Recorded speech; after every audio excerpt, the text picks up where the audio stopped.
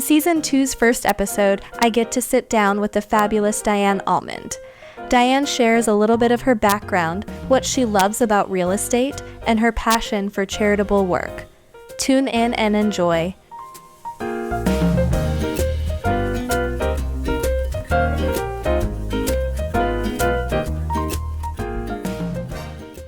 Hello, everyone, and welcome back to the Between the Cracks podcast. It is Season 2. Season 2. I'm Madden. I'm Matt.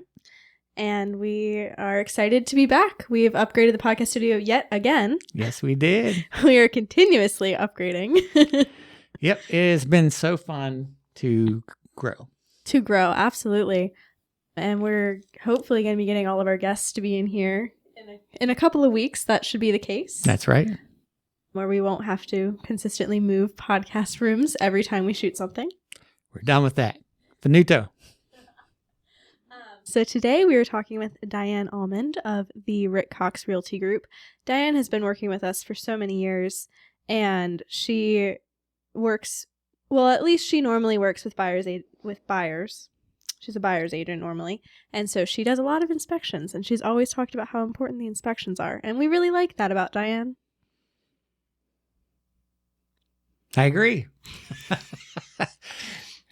Diane was one of our best agents last year, and hopefully she's going to be one of our best agents this year and years to come. So absolutely. I look forward to hearing what she has to say. Yeah, let's take it away. Okay, hello and welcome to Between the Cracks. We're here today with Diane Almond of the Rick Cox Realty Group. Hi, good morning, good afternoon, whatever. Whatever time this is. Yeah. Of course.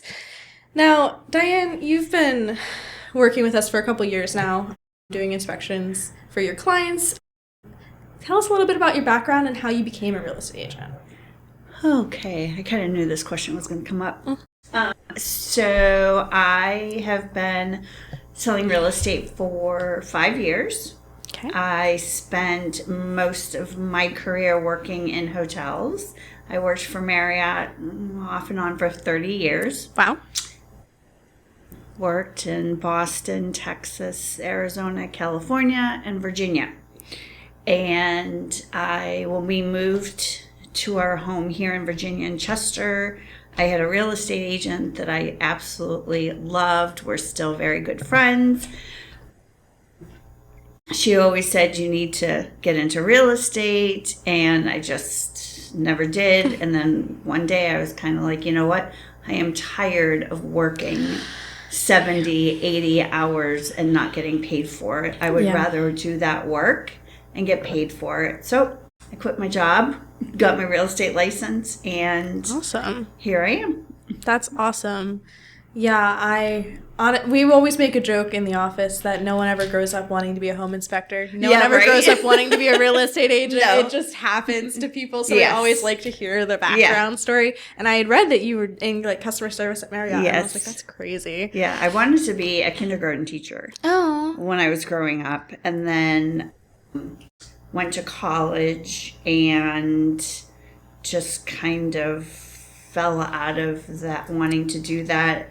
Needed a job, ended up working in a local restaurant where I live, and then ended up one of the managers there, and actually my stepfather was a photographer, and Marriott hired them to do pictures for a hotel that was opening outside of Boston. Cool. And he was like, you should work there, and it all just kind of worked out.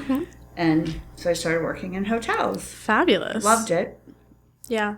I have a friend who works for a Marriott in Baltimore right now. Oh, okay. Yeah. It's a great company. I was just talking to her, and she was like, oh, it's so stressful at the end of the year. This time of year is crazy with Christmas parties and all sorts of stuff. But it can be fun. Yeah. No. Yeah.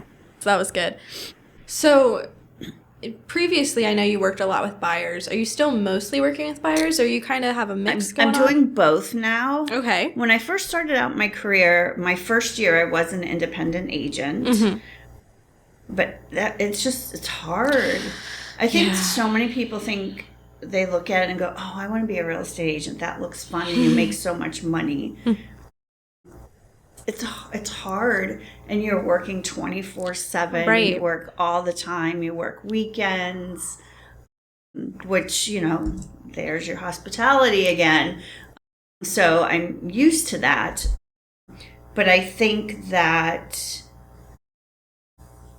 I found watching other agents and working on teams, I enjoyed the buying side of it more than the listing side of it. Mm-hmm.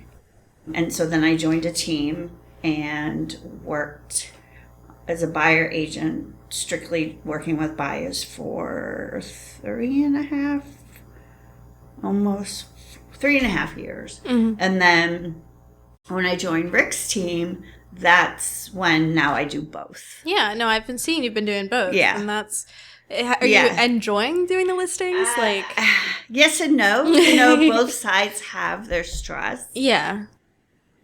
I think working with buyers is more exciting, because there are different kinds of stresses on buying and selling, but buyers it's exciting and fun to go look at houses, and where selling can be very stressful depending on the reason you're selling. Right. So I think I still like working with buyers, but I am enjoying doing both sides because there's different aspects on how to sell the house and how to help someone buy a house. Yeah. Absolutely. It's different. I know. I'm really excited when I eventually have enough money to buy my first house. I can't wait to go and tour houses. I love looking on Zillow. Yeah. One of my favorite parts of this job is when I am helping people book their inspection. I get to look at the Zillow page and be like, that front door has a beautiful color. I know. Yeah. Whatever right. I see, I'm like, oh my God, is that original hardwood floors? Yeah, I know.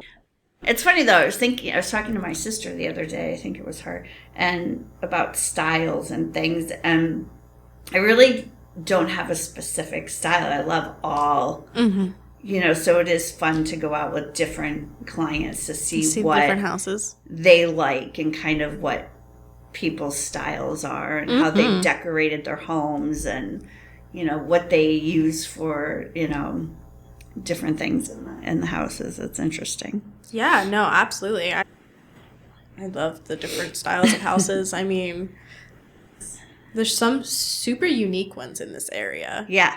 I look at this one real estate agent's page on Instagram, and that's what she targets. She targets these unique homes. Yeah. And I was looking at it, I'm like, that is a weird, there was a carpeted basement, walls were carpeted the other day. Oh my gosh. I was that 1970s, here we come. This is a unique house. Right? I was dying. I was like, that's so funny. That's funny. And honestly, I just want to commend you. You've been so successful with getting inspections and getting your contracts approved.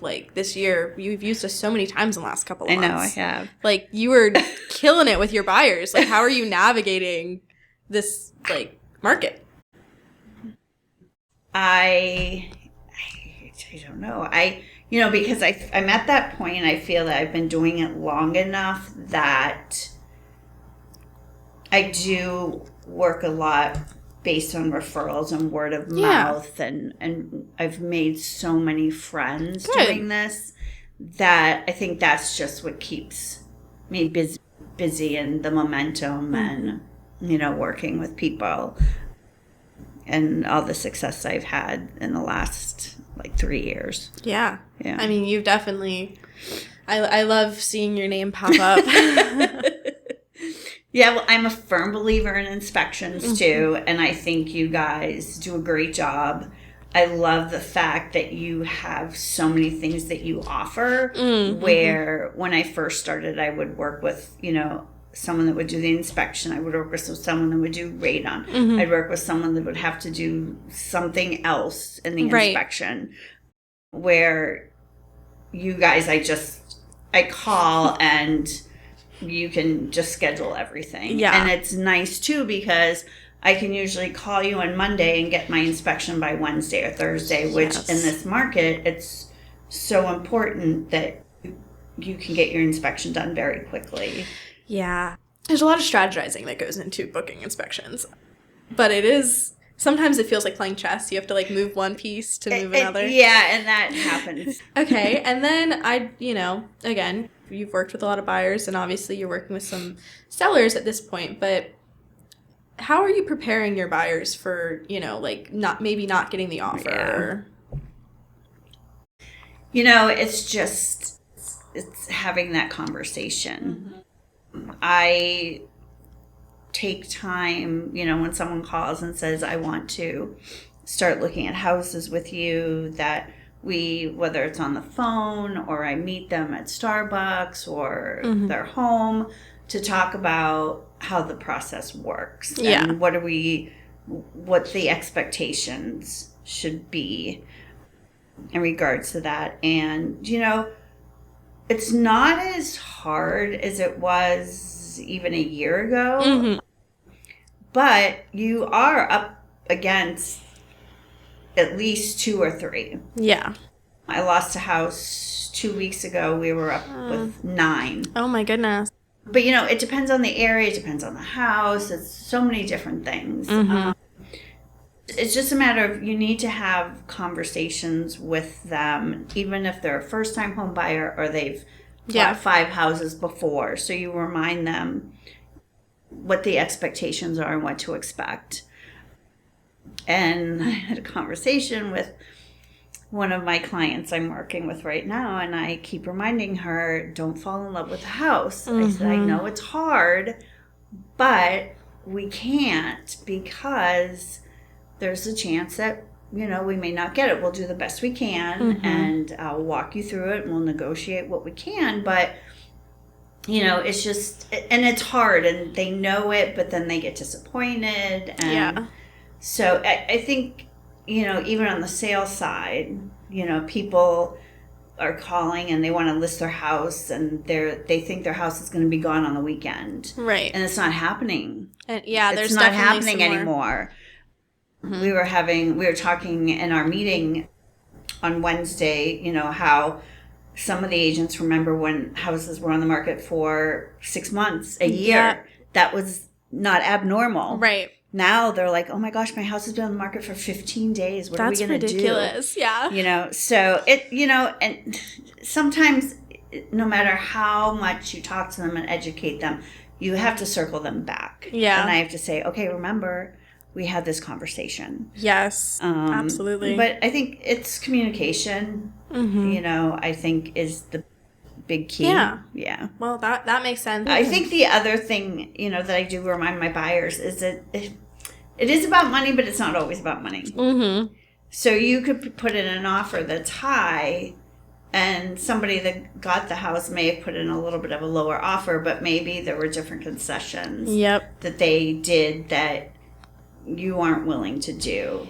And one of them is, we know, as we're chatting, I can see the wheels turning in your head, was inspection. Of course, people were waving them. Some idiot started, and I say, it's our fault as real estate agents. Somebody waived an inspection, and all of a sudden, everybody's waiving inspections, and it's like, what are you thinking? I know. And then sellers got into the habit of, I'm not taking that offer if they don't waive they're not waiving an inspection. Oh yeah.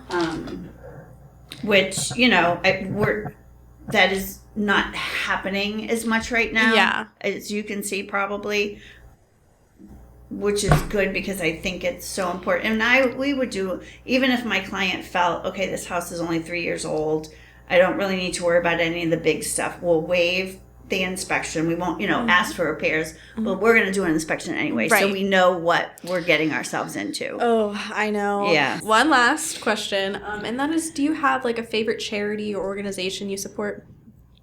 So I heard you ask this question. Yes. In someone else's podcast, and I have a couple, actually. Okay, perfect. One I am going to throw out there is, have you ever heard of Mom Prom? No, I have not. Okay. So it is, I can't remember how many years now, 8-ish maybe, started by a local woman. Her name is Amanda Moore. Okay. And it's a charity event, started super, super small, and now we're at 600 plus women. Nice. We do it in March, and it is women only. And we do buffet dinner. We have a DJ. We do a silent auction. Awesome. And we raise money for different charities that our team selects. So they're probably my favorite one to work with and do, because it's so much fun, and it's for a good cause, and women get out and they go wild. I mean, wild. And then I love dogs, and so one of my dog charity things that I like to help is Carolina Boxer Rescue. Nice. And because we rescue boxers. Yes. And I guess that's it. Nice. And I know that we want to thank Diane again for coming in and talking with me. It was just me this time. It was kind of fun to just sit down and chit chat with her and have a nice little conversation. I've only gotten to meet her in person a couple of times, so it's always fun when people can come to the office and sit down and talk. Do you know what was not fun about that? The fact that I went a lot overtime. Yes, we try to keep this thing to 20 minutes or so. I think Diane was in the office. About 50 minutes. Diane was in the office for like an hour and a half. I appreciate that. Yeah, no, we were just chit chatting. We were having a good time. I stopped the recording eventually, and then continued to talk. You should know you should not leave me alone with guests. It was last time. Lesson learned. I just like to talk a little bit too much. Yes. So we want to wrap up here. It's February, and in February is President's Day. February is President's Day. And did you know that every single president from the very beginning got a sewer scope inspection? That is a bold claim, Matt. I appreciate it's fine. that. I mean, I don't even know if they had sewers when George Washington was They certainly didn't have cameras going down the sewer line. But I do like the sentiment that, they would. But I'll tell you what, if you're living in a house that George Washington lived in, you better get those sewer scopes. That sewer just checked. Imagine the sewer system at the White House. Oh my gosh. That would be, I hope there's a clean out every 100. Well, I'm sure they have more than one sewer line coming out of there. Yes. I hope so. Anyways, if that runs one sewer line, they are in some trouble. Well, they should definitely get all of those checked. Yes. And they should call us for it. That's right. But sewer scopes are very important. We've talked about them before. Yes. Many reasons why you'd want to get one done if you're getting a new home, whether it's new, old, or anything but in between. We've seen issues on brand new construction to old homes. There always can be a problem. Another concern that people don't think about is that you might be moving into a home where maybe one person lived there, and now you're moving in there with a family of 5.